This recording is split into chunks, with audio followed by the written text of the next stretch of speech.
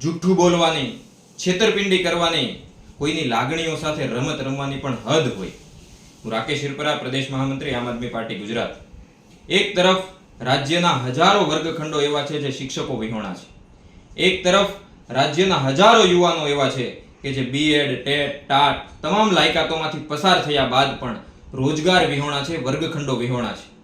31 ઓગસ્ટના રોજ સરકાર જાહેરાત કરે છે, શિક્ષણ મંત્રી ટ્વીટ કરે છે કે રાજ્યની સરકારી માધ્યમિક અને ઉચ્ચતર માધ્યમિક શાળાઓમાં 4000 નવા શિક્ષકોની ભરતી કરવામાં આવશે, નિમણૂક કરવામાં આવશે.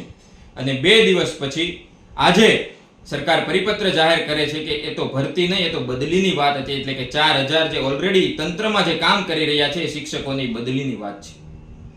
કેટલી નબળી માનસિકતા છે મિત્રો. આ ભારતના વર્ગખંડોમાં જે બાળકો ભણી રહ્યા છે એ ભારતનું ભવિષ્ય છે. આ યુવાનો જે રોજગાર માટે તડપી રહ્યા છે, જે શિક્ષકો જે રોજગાર વિહોણા છે એ પણ ભારતનું ભવિષ્ય છે.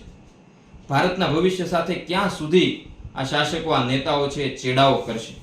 આમ આદમી પાર્ટી ગુજરાતે છેલ્લા 5 વર્ષમાં અનેક વખત વિરોધ પ્રદર્શનો કર્યા છે, રજૂઆતો કરી છે, આંદોલનો કર્યા છે કે આ વર્ગખંડોમાં ખાલી શિક્ષકોની જગ્યાઓ ભરવામાં આવે અને આ યુવાનોને રોજગાર આપવામાં આવે.